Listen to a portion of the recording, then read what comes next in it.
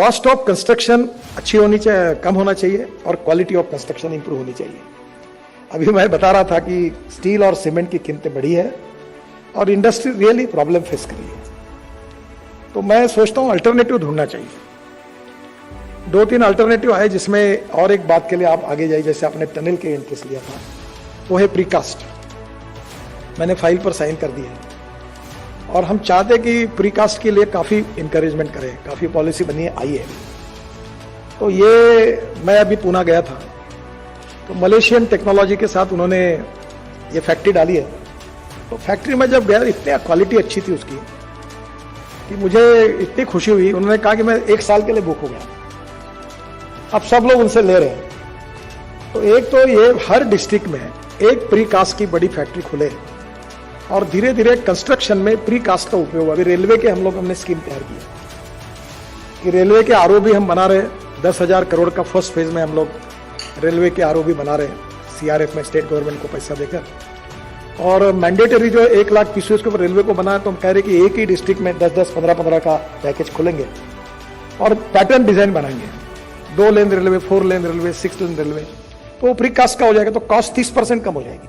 मैं तो स्टील और सीमेंट का कोई विरोधी नहीं हूं, पर ये जमीन पर उसी समय चलेंगे जब इनके लिए अल्टरनेटिव पैदा होंगे। नहीं तो जो मार्केट में वर्ल्ड में कीमतें बढ़ेगी, यहाँ बढ़ेगी, और अभी तो दुगनी कॉस्ट हो गई है। कॉन्ट्रैक्टर ने काम ले लिया है, there is a crucial problem. तो अभी ये ग्लास फाइबर का अभी अंतिम इसमें है, ये वजन में भी हल्का है और सब रिपोर्ट इसके अच्छे आ गए हैं। हैदराबाद आईआईटी का, रवि सिन्हा जी के, मुंबई आईआईटी का, और मैंने कल ही सेक्रेटरी को कहा है कि ये इसको अलाउ करो।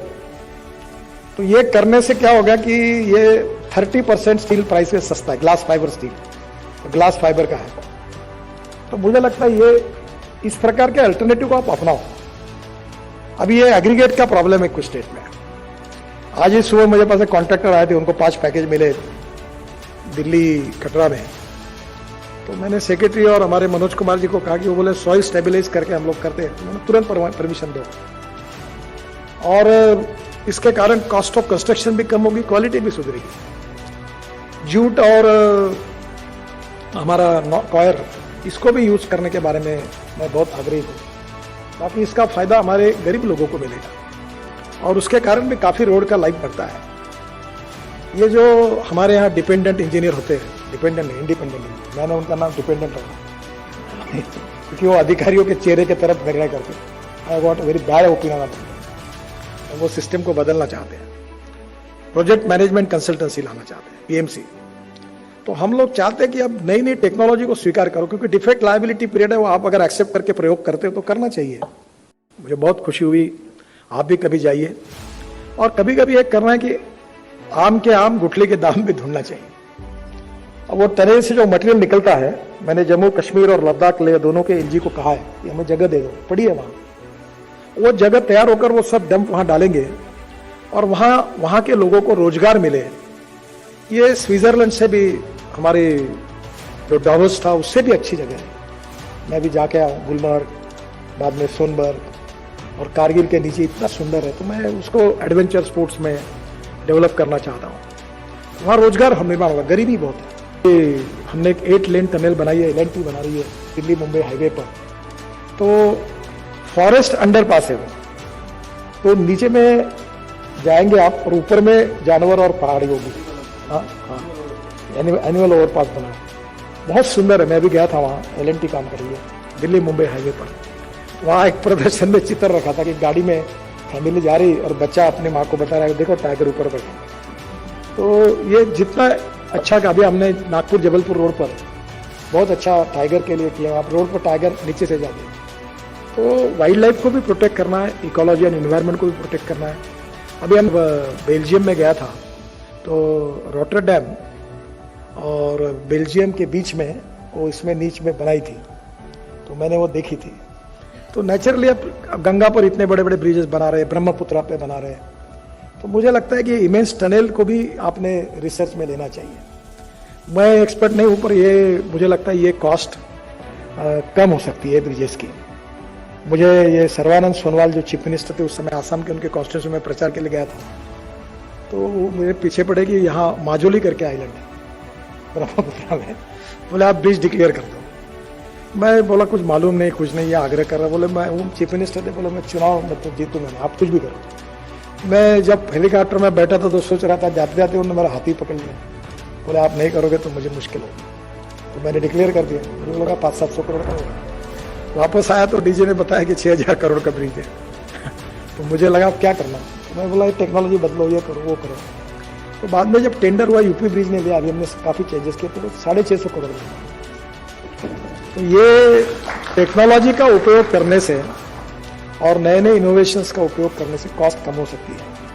तो टनलिंग में आप कॉस्ट भी कम करिए, क्वालिटी भी अच्छी बननी चाहिए और निश्चित रूप से उसका फायदा। और अभी जो ब्राजील की कंपनी है एम्ब्रिल, जो छोटे जेट बनाती है, उन्होंने ऑलरेडी इसमें काफ़ी काम किया है।